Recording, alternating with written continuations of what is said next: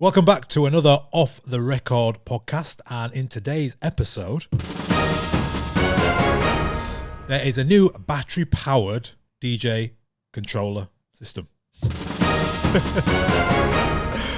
We tell you how to plan the perfect DJ set.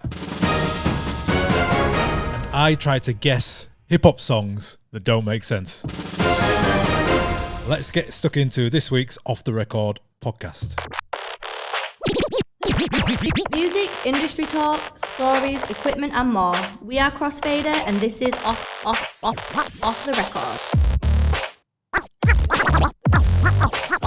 Off the record.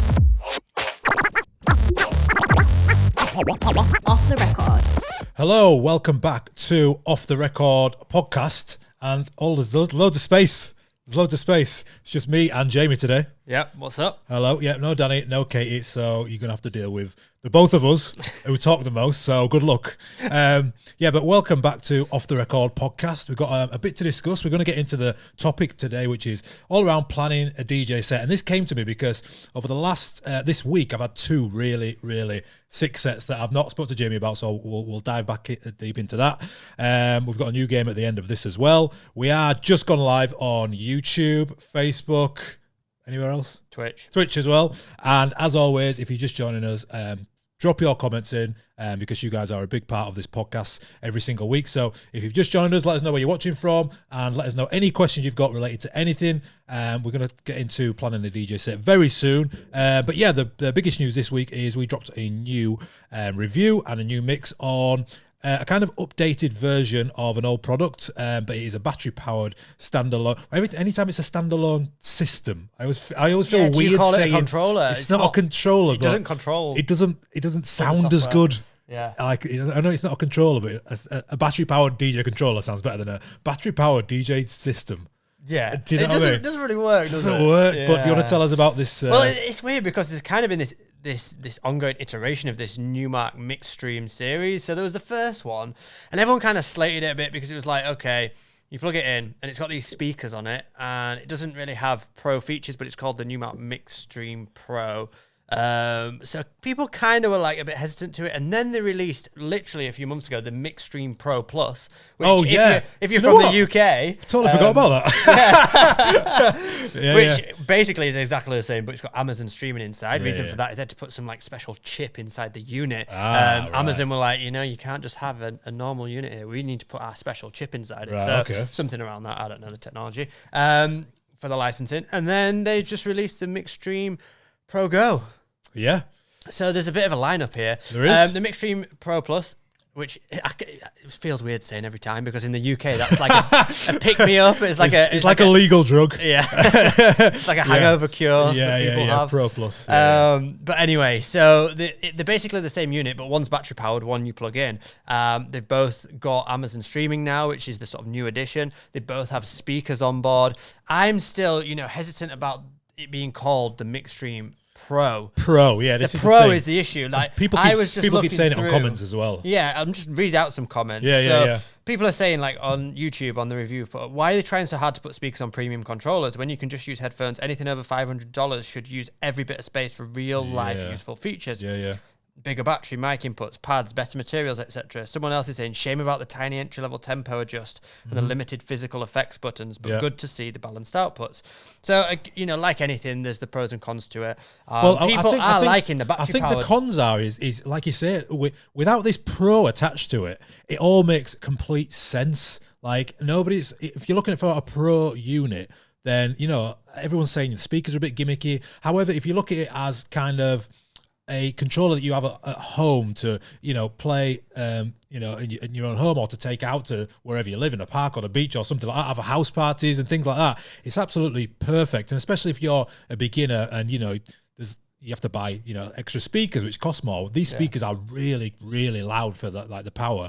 For a home environment. For a home environment. Do a party for a home environment. Or, if you do plug this into like a small venue, you can use it as a monitor as well. They are strong as a booth monitor.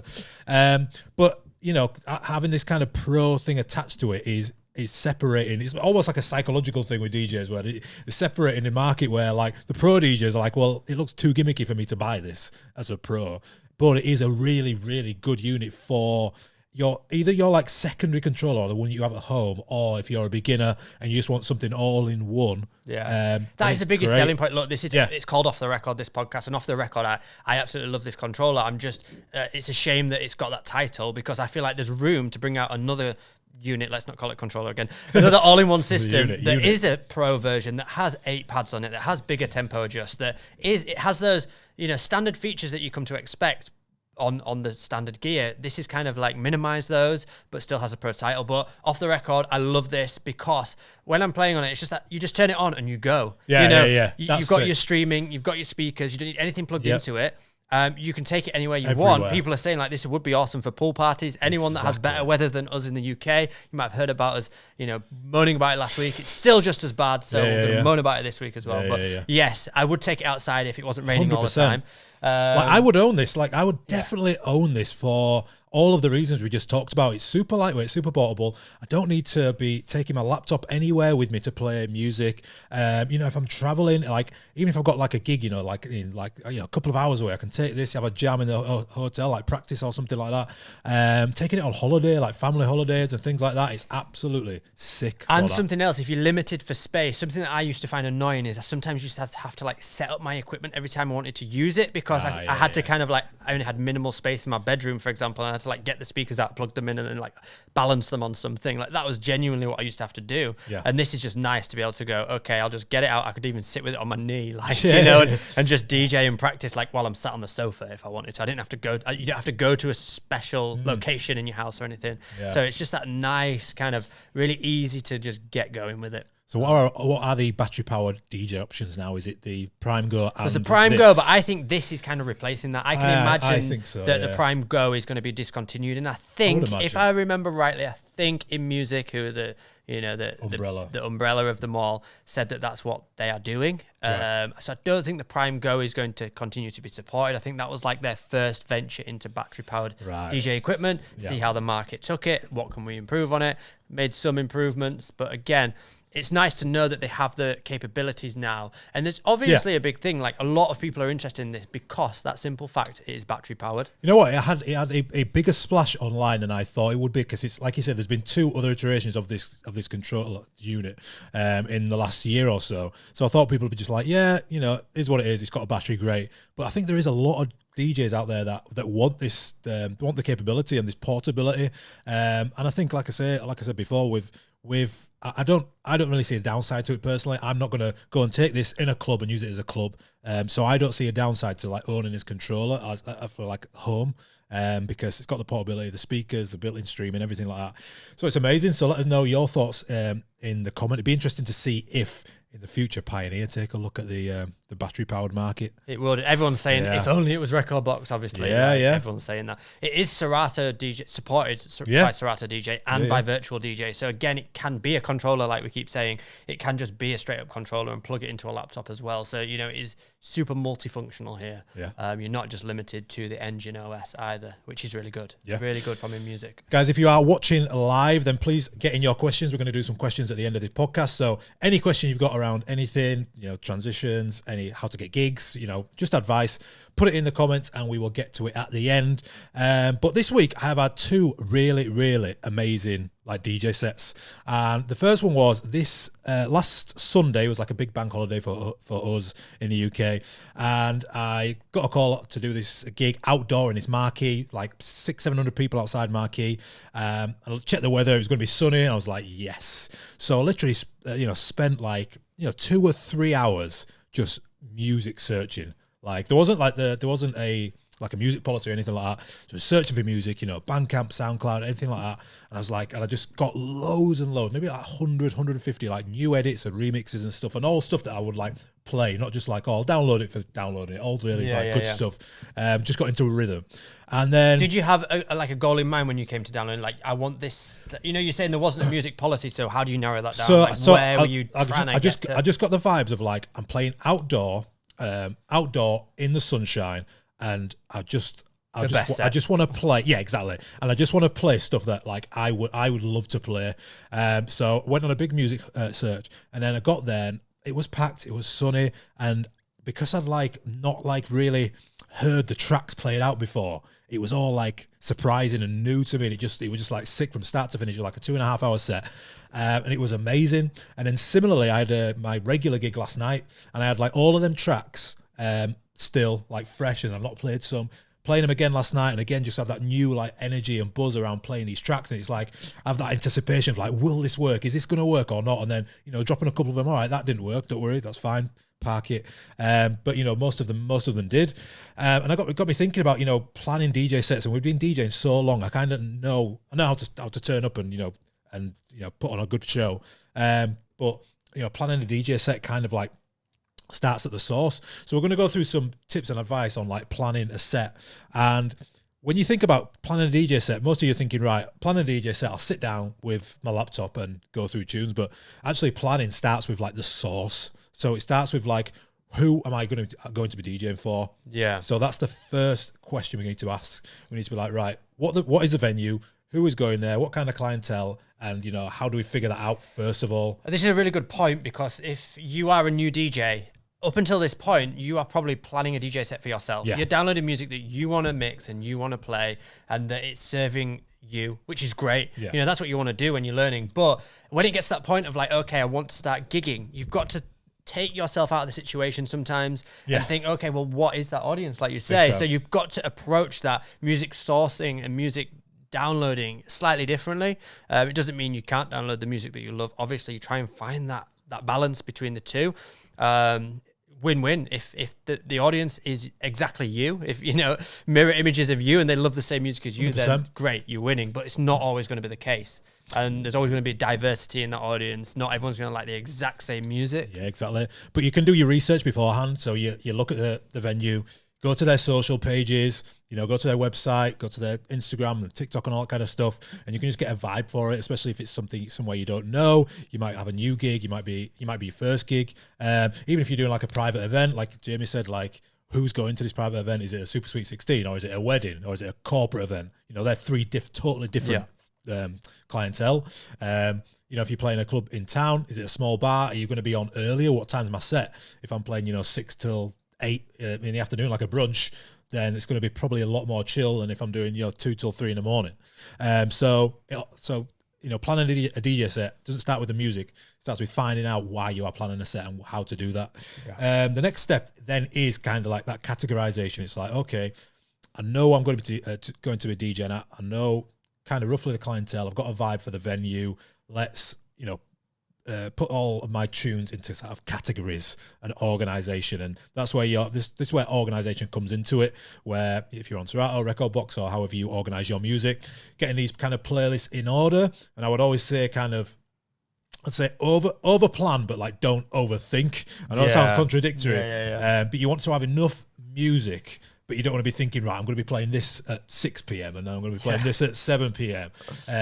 You just have to make sure that you've got like 3 times more music than you think you're going to need, just in case there's like a curveball during the set. This leads on to a good comment here from John Zombie Pro on YouTube. Said, I got a 2-hour set to plan for Saturday. Rooftop villa in the Dominican Republic. Oh my Lord. Nice.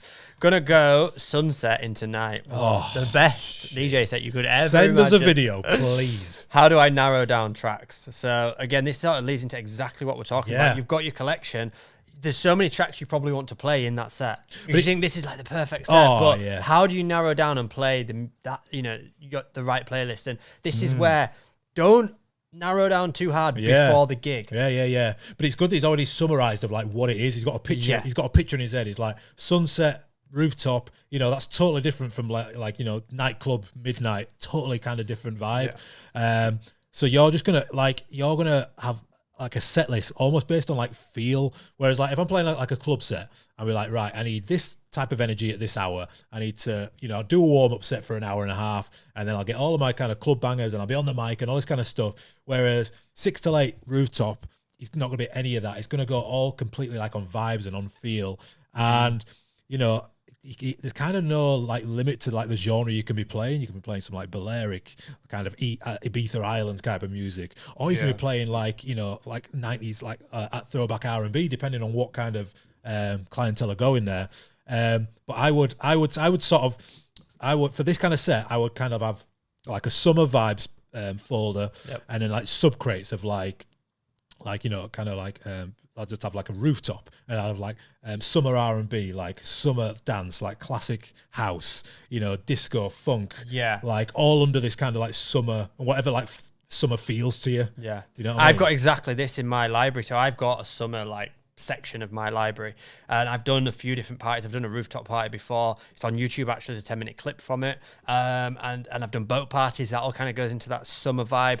And for me, because I play more electronic, house, disco, that kind of stuff, what I start to do is I start to think, I listen to music and I think, what are the different elements in there? So usually it's melodies and the synthesized sounds. Like, is it uplifting? Has it got that big euphoric feel to it? And then how big of a euphoric feel? Like, is it a bit more, you know, if it's super club euphoric, then you've got to make sure you've got a big enough venue for that. And you notice these things. If it's got huge, long build-ups, maybe that won't work in an intimate rooftop party because people are kind of waiting. They just want like this intimate vibe. And that's where I might think about the drums. Have they got chunky drums in there, or is it kind of quite just repetitive and, you know, monotonous, or, you know, is it something really punchy about it? So I start analyzing the music right down to the elements of it, the drums, the melody. You know, has it got a groovy bass line that comes in? And on a big sound system, I know that's just going to like hit people in the gut and, you know, pull them into that kind of vibe of the music. And then, you know, vocals as well. You've got your big pianos. That obviously works well in the sunshine. It's listening to those elements of the music, and then I'll just drag all of them into a playlist. And then I might, like you say, subcategorize it a bit more and go, okay, this is a bit more warm up. This is a bit more punchy. And I go more on energy and vibe at that point if I'm playing more electronic music genres and subcategories.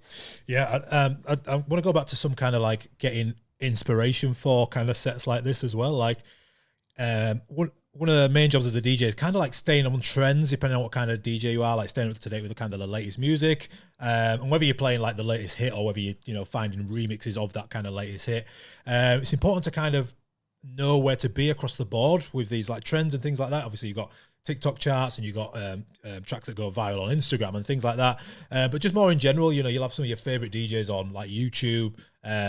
You know, we just had like Coachella. You can go and watch like, you know, your favorite DJs. What are they playing like in these kind of places?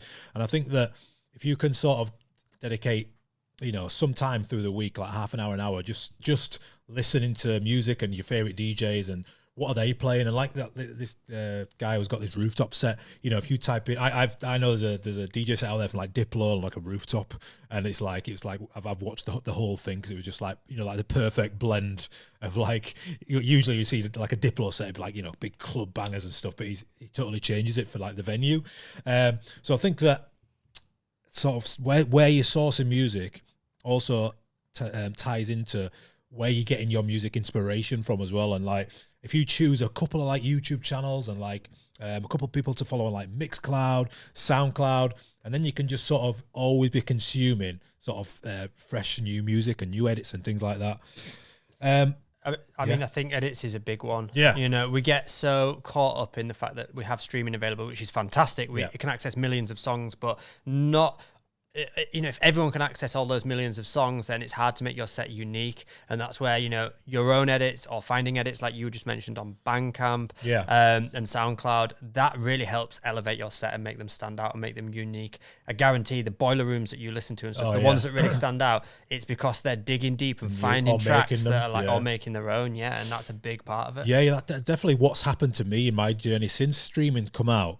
I've gone towards more streaming, and there's less creativity on the streaming sites for like licensing reason. So I've got, whether it's kind of being lazy or whether I've just found it more convenient for like sort of 2 years, 18 months, I was more just relying on just finding the latest hits on, you know, Beat Source and Beatport. And that's fine. It's worked totally. But I've definitely enjoyed my sets more in the last sort of 6 months as I've sort of rediscovered the love for finding music again, making it as well, making my own edits, putting my own drums on things.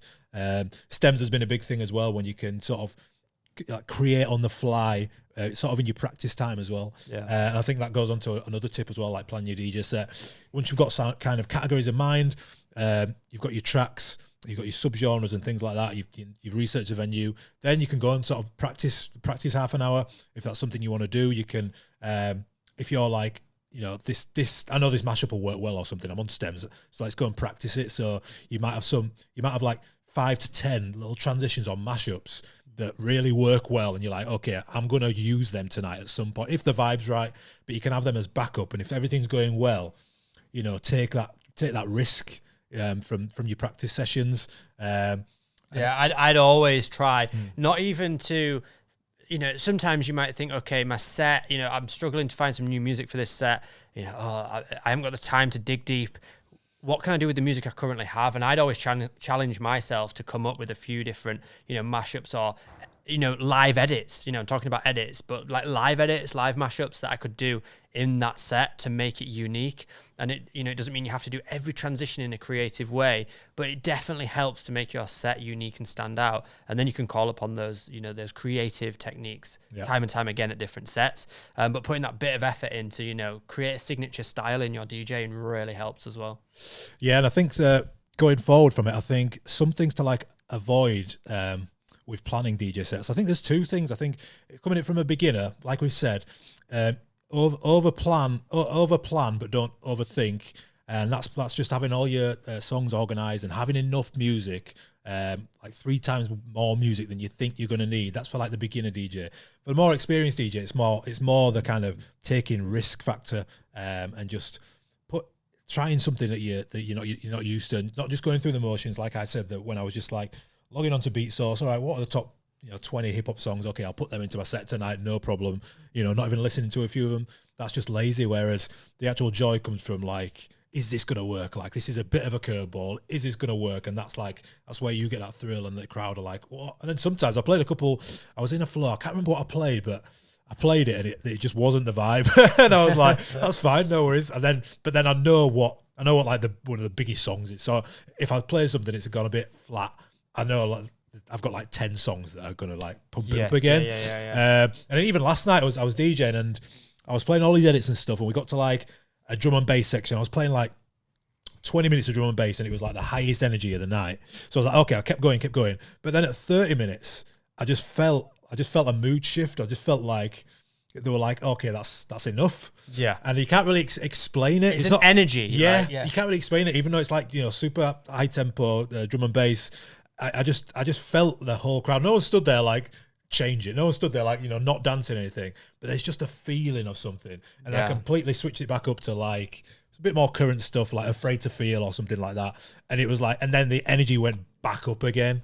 So again, that comes with a bit of experience. This is the same with any set. I think someone said here, let me try to find the comment, but someone said, do you have to fit inside the genre that you're opening a gig for a specific style artist, or should you stand out? Ooh. And again, it's this thing of, I'm not necessarily going to answer this exactly, but what I wanted to get across in this point was that we should always have a backup of like other styles of music that we can confidently sandwich into our set or feed into our set. Doesn't mean you have to suddenly switch the genre totally, but are there things, we call them wild cards, but are there tracks that are wild cards that are just that prick the listener's ear up? If they're starting to fatigue, you need to get them back on your side. And is that by throwing something in there that is like a throwback tune that's not just an obvious throwback tune, it's something that you've thought hard about and gone, okay, I haven't heard this played at any of the nights out I've been on recently, but I know everyone's going to love it. And that is like that little gem to get them back on your side. Or maybe it is an edit like we've been talking about, some obscure edit that no one's ever heard of before, and it goes off. Or it's just, what are those things? Maybe it's a disco track that you're not playing like the latest remixed version that's just come out, that's sampled some old disco tune. You play the original. And everyone recognizes it because it's a house track that's currently in the charts, and it sampled some old disco track, but just play the old disco track instead, because everyone else is playing the new version. So you play the old version, and things like that really work well. 100%. And have them in your library ready. Have a folder. It doesn't need to be like genre specific. You just have wildcards or 100%. Well, something to draw put it like this to expand on it. A few DJs that I've been to see, like famous DJs, I remember specifically. So I was DJing a festival in Liverpool, and Diplo was playing. So I went to see him, and the only song I remember from that Diplo set, he dropped Spice Girls "Wannabe." There you go. And I remember it. I just remember it. I was like, what the hell is he doing? And then obviously everyone started going nuts singing it. And then there was like some weird drop of, and in his style, probably his remix or something. I remember playing. I was on a warm-up set for an event I was doing for Chase and Status, and they came, and the first track they played was a Drake over, just a Drake track. It wasn't a drum and bass track. It was just Drake over, and that's the only thing I remember from that set. Yeah. So these like curveballs and stuff that like stick in your But I know what you're saying about like warming up for like an artist or something. It's like if you're not used to warming up for acts and stuff, you got to tread lightly because it depends what like the promoter wants and things like that. But you can always throw a curveball, like you say, within the sort of confinements and the genre of the night for sure. I want to just point out this really interesting comment here. So this is the flip side. Someone says, so crazy how it works in clubs. Busking is way different. So this person busks. I know this guy as well. So he's got a didgeridoo and he DJs at the same time. Super unique. But he says, I play what I like. And when I get too many people around me, I switch the music up like in an extreme way. So they go and then he gets more people. So it means more tips, obviously. It's like you've got to move those people on, create a new crowd again. And then, it's trying to get more tips off that new crowd. Because if you keep the same people around you for ages, they'll only give you tips once, which is really interesting. So I think it's just a great point to kind of highlight. Absolutely. Right, let's get into this. Ready drama, it's all over the place. People arguing, fighting, all up in your face. Ready drama. Ready drama. Such a juicy one for Reddit drama this week. Oh, exciting. So it's a long one, bear with me, but it's good. Right. Start off, I'll cut off the first half because it's just so long, right? I want to say that I love both Skrillex and Fred again. They're amazing artists, Skrillex in particular. What about Forte? Well, wait a minute. Having lots of history, and Fred again literally just breathing music ever since we've known about him. I have no clue who Forte is, but everyone calls him some sort of legend. It might be because I'm not from the US. This might be part of the problem. What first should be noted is that it was clear that the trio did not prepare for the show. I love to see that they had fun on stage and were trying random things and making them work, but it was clear that they were just doing at what they want. If their music was not as widely known as it currently is, it most likely wouldn't have resonated because of the many long pauses. And since this was the closing act of Coachella, I can imagine anyone there is desperate for a party at the end of it. Now knowing that they probably figured it all out as they went, I did like the transitions that Skrillex made in particular, but I also know him to be a talented DJ and didn't expect anything less from him. Also, Fred again, making the crowd feel like a brotherhood must have been amazing. But then Forte, I really don't know who he is. And his Wikipedia isn't helping me much. I would like to point out his main additions to this set, and he's numbered them. Wow. I love this analysis. Right, okay. One, oftentimes, completely from a different flow of the set, he would play a famous song, then randomly just transition it into dubstep. If anyone knows what he did there, like you'll get this, but that's funny. So that's number one. Number two, a good rewind never hurts. Giving the song the love it deserves and reliving the build-up and potentially unexpected banger that drops after. But Forte did it 4 times on one song. I got so annoyed after the second that he did it. Number 3. You're getting me so good. Number 3. Some pop punk song that is very famous for sing-along. I'm an all-round DJ myself and play songs like that all the time. I love them, and when it fits the artist, I love listening to them at a festival. But they were just so random. Skrillex and Fred again would create a vibe, and then suddenly there was an American rock song playing. Again, I'm convinced the reason it was partly worked because the people there were so desperate for a party that they would vibe to anything they were able to vibe to. And I too love singing my heart out to this song, but it just didn't make any sense. Nearly finished. There were also some very long pauses, oftentimes that got me out of the flow, honestly. Was this person there? No, he's just watched it online. Yeah. I'm glad they had a great time, but I don't think that the praise that they got was deserved. However, I'd like to know your thoughts. Blah blah blah blah blah. I bet I bet the comments off this just go on for days. There is like Forte fan groups. Well, there's people on here saying I don't know who Forte is. No, which is fine. And there's people on here saying King Forte. I personally I'm not like Danny and JB and Katie in the office have listened to him for years. I didn't know who he was before this whole big thing kicked off with these two. I just know that he's a legend in the game. I'm not like a big fan of either. I want to explain why I was like laughing so hard. And just kind of, it just tickled me and got me. So Fortet and Fred again are from the UK, and they are like, they've grown up in the UK music culture, like in the scene in the UK. All this stuff that this person's talking about is like, it's part of the culture. Spinbacks are ingrained into, and probably everywhere else, but in UK, it's like you can do 20 if you want. Spinbacks are like a rite of passage. Yeah. It means it's like the respect. The more you do, the better DJ you are. Like the more you do, the better your set's going, basically. Because, but the thing is, it's a nod to the producer, it's a nod to the DJ, it's a nod to the music scene as a whole. Like it's that thing of putting a stamp on it, saying this is a banger, this is a moment. And you know what we were just saying about this taking a risk in a DJ set? Yes. All I remember from that Coachella set is when Fortet dropped a dubstep track over like a rock song. Yeah. That's all I remember. Yeah. And because we're talking about it now, it's because he just like took the risk, and whether he's trolling or not, there's a big thing, or whether he's actually trolling or whether it's like an actual edit or something. Who cares? Like, it's all anyone talked about. It was on all the big EDM pages the day after. Like, it's all in the comments, time stamped when it happened, all this kind of stuff. Do you know why I love this trio though, and why all of this, what this person's just spoke about, it goes back to the fact that these are DJs, they are DJs at heart. Yeah. They are artists as well. They make music, but they're also DJs. And what makes a DJ is creating a journey, creating a story,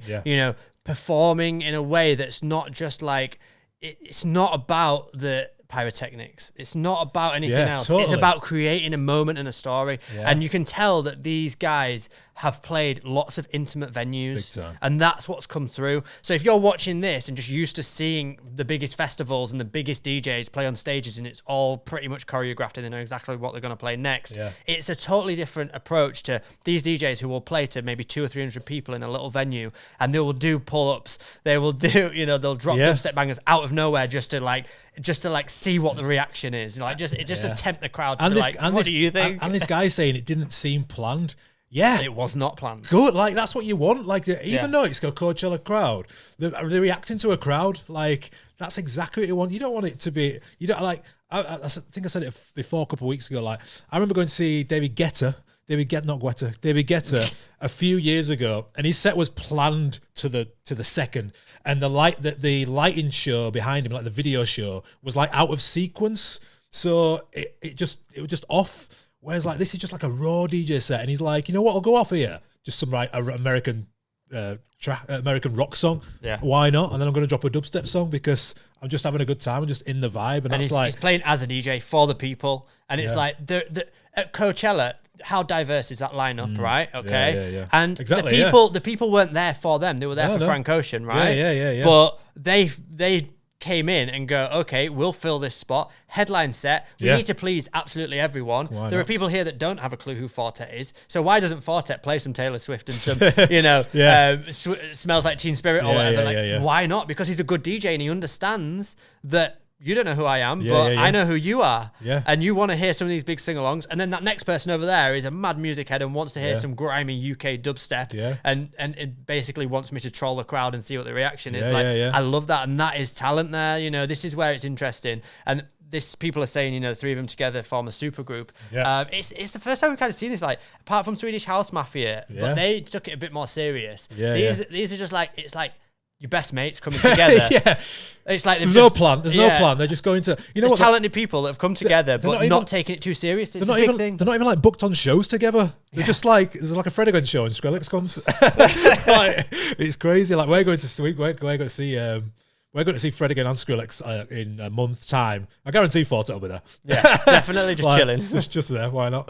But like you say, with Fortet being the least popular of him, but having the most traction with taking a risk and just dropping a random dubstep track in, with a rock song or something, which is amazing. And I love this is the thing.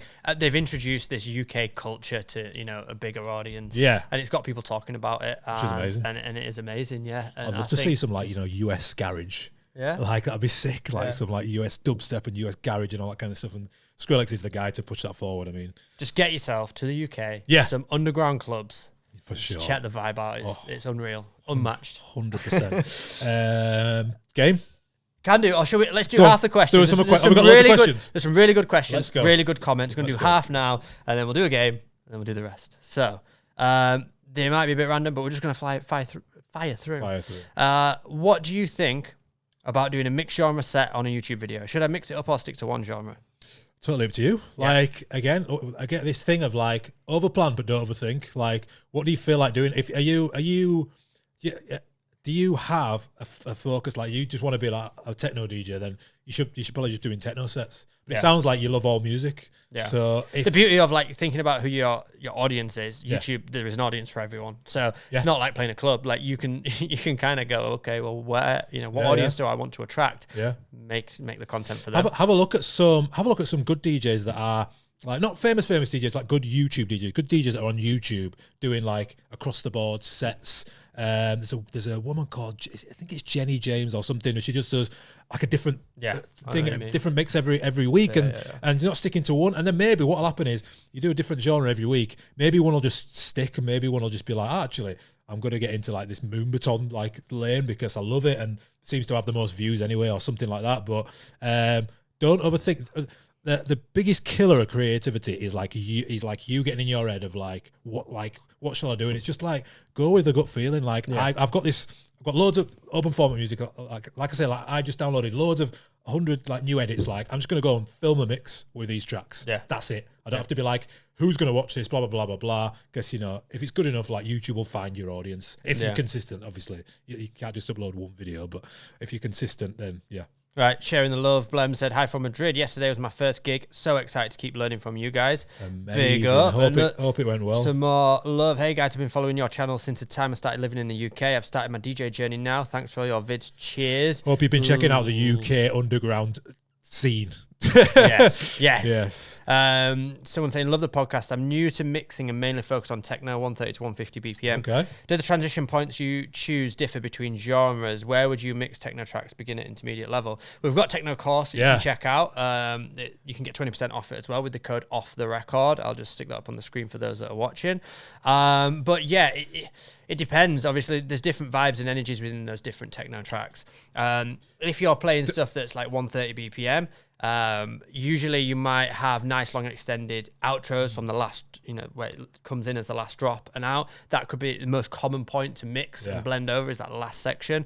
But don't be restricted to that as well. There are times where you could, as the track's about to hit into a breakdown, if it breaks fully down to almost nothing, you can time your phrasing right so that you mix the next track in and you basically replace the breakdown with the new one. There's a great YouTube video that Danny did called 3 Ways to Mix Techno. It did it about 3-4 months ago. And I learned so much from that because I thought, the techno scene is quite, play song after song, but he's actually incorporating something like 3 really cool techniques, including like double drops and layering as well. So just search for 3 Ways to Mix Techno on YouTube, and that will give you some creative ideas for like techno music. Someone else said, what do you think of using DJ Studio to plan a playlist and ordering keys? I'm guessing DJ Studio is some kind of app to do that with. DJ Studio. Again, we're talking about planning a playlist, ordering keys. You can order stuff in keys. Was that is this the AI thing that I found the other week? Maybe it's that. Yeah, you know what? I'll just plan it in your DJ software. Don't think about that. I mean, if you want to use mixed in key, fine. But your software now is pretty spot on at analyzing the key of tracks and things like that. So you want the most frictionless journey possible for planning. Like, you don't want something to plan a set for you, because then it takes away all the feel and all that kind of thing. So you want to get good at planning your own sets, and inside your DJ software, don't be using external things to plan a DJ set, because the more time it takes, the less fun it is. Just like we said earlier, it's when you're playing to a crowd, no AI can look at that crowd and understand it. It's the energy and the vibe. It really is. You tap into this kind of energy that's there, and only you can respond to that. So being prepared for that shift in energy and movement in energy on the night, and there's no AI that can do that prior to your gig. And then, we'll do loads more questions. Just last one, Jerry Chu. He bought the Techno DJ course and House DJ course, and it really helped him a lot. So good, that's the point. Go check out the courses. Get your questions in for the end of the podcast as well, and we'll carry on. Now we're doing a game. Let's go. What is this game? Right. Okay. I'm really trying to dig deep with these games. We might have to go back to 8-bit. Just to give we never do a little teaser to get people hooked. In the podcast game, you're supposed to give them teasers so they come back. But here's your teaser for next week. Next week is the return of Go DJ or No DJ. Oh, yes. I know it's some people's favourite game in the world. Hilarious. So Go DJ or No DJ back next week. Hopefully with Danny back. Yeah. So Lawrence loves a bit of hip hop. Love me. So I just thought it might be quite interesting to find some hip hop lyrics that don't really make sense, and then I'm going to read them out in the Queen's English and see if he understands. So these are parts of hip hop tracks. Yeah, tracks. These are the lyrics. The These lyrics, are the lyrics of the tracks. And you need to try and guess the artist or the song or okay. Yeah, it might not go very well. Okay. And obviously you can play along in the comments if you're listening live. You might need help. I need help. Like all my hip hop gang, stand up. I'll try start with an easy. I don't even understand Queen's English. It won't be quite Queen's English. I speak slang English. Yeah, I can't quite do Queen's English. Right. I'll try my best. Let's go. I heard you good with them soft lips. Oh, Drake. What's my name? Well done. Yes. Okay. Okay. Yeah. Great. You know, word of mouth. The square root. Great. We need to get it doesn't make sense. The square root of 69 is 8 something, yeah. right? Because I've been trying to work it out. Yeah. That's good, actually. Good queen. Okay.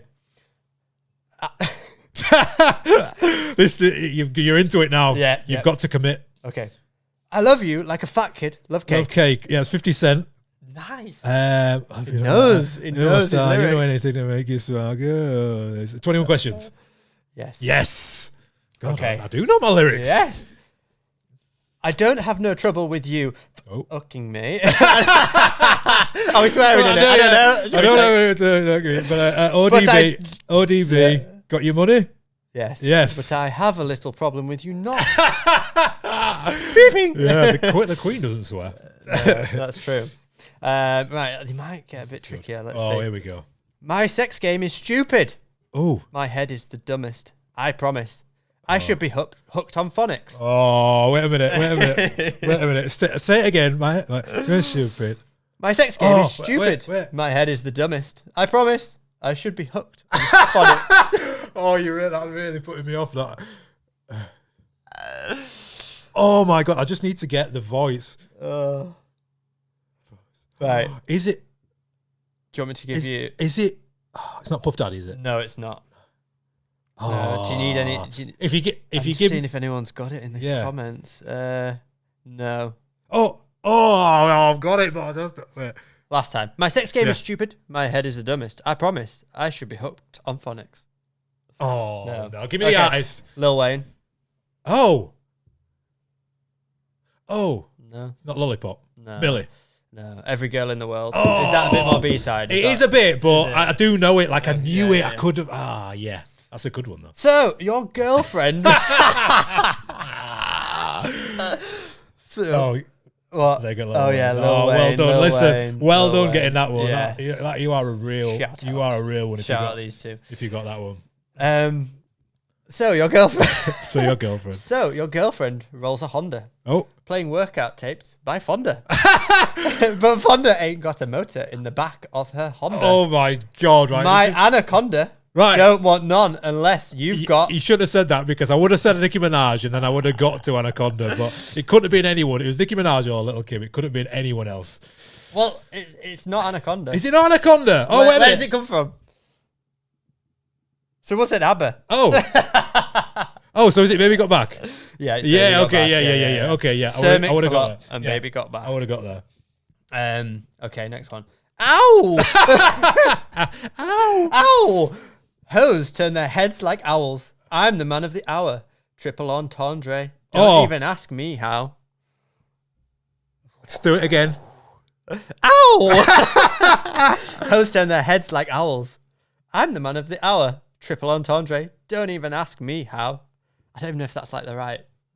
Oh, your whole cadence is throwing me I know, out. that's the problem. I know exactly what it is. Oh. No. Oh, man. Ow! Yeah, one more. Hoes turn their heads like owls. I'm the man of the hour. Triple entendre. Don't even ask me how. There's going to be lots of silent parts in this podcast. Right, I'm going to have to pass. Jay-Z, Light Up. Oh. Some of these, I might be digging quite deep. Let's try. Double R, that's a Rolls. Paint it yellow like it's dairy. Like, that does not make sense. Does it? What is that all about? Double R. I think this is quite Double R, painted rolls. Is there any more to that? No, double R, that's a Rolls. Paint it yellow like it's dairy. Yeah, I knew this one would be tricky. Rick Ross? No. Young Thug sacrifices. No. Wouldn't have got that. No. Okay, so you'll get this one. Yeah, we're swearing in this one, aren't we? So yeah. And she just so someone just put Tom Jones. Could be. ABBA, yeah, could be. And she just bleached her asshole. Oh. And I get bleach on my t-shirt. Yeah. I'ma feel like an asshole. Kanye West. Hell of a Life. Not Hell of a Life.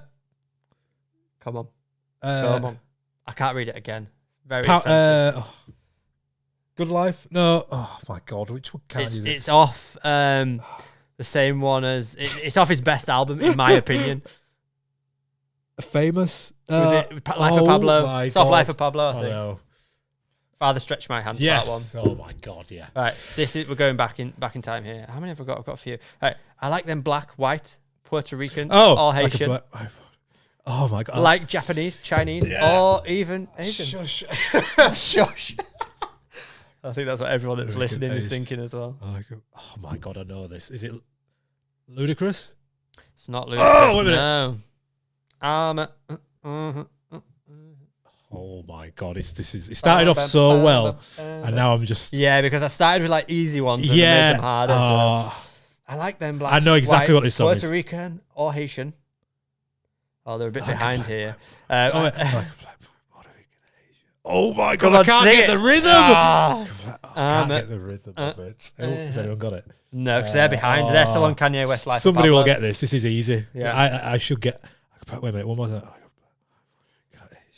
Oh my God! Go on, tell me. Chingy. Baller, baby. Oh, I knew that one. That's a proper throwback. That one. Again, are you into astrology? Cause I'm trying to make it to Uranus. Who said that? No. Your favorite artist in the Is world. it? Yes. Kanye West getting it in. Getting it in. Yeah. That's what it said on the website, all right? Yeah, I've never heard. Are you into astrology? Cause I'm trying to make it to Uranus. That is too much. Right, yeah. We're not PG in this episode. We need to make sure we tick that explicit box. Okay. Should do one more. I'm Rondo with the bongos. Oh. That's it. That's it. Oh my God. I thought you might get that. I don't know. No. Pusha T. Oh. Are you gonna guess the song? I'm Rondo with the bongos. No. Open Your Eyes by Pusha T. Oh, banger. That was tough. That was, yeah.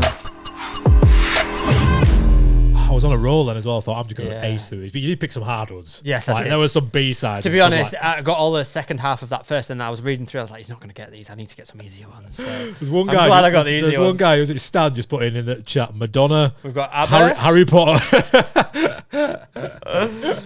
Yeah, shout out to everyone that's playing along. Obviously, I know this is a podcast, and those of you that are listening in the future, you can play along in your cars. I know as you're well, streaming so. in your cars. Yeah, a lot of you will have got some of them that I didn't get.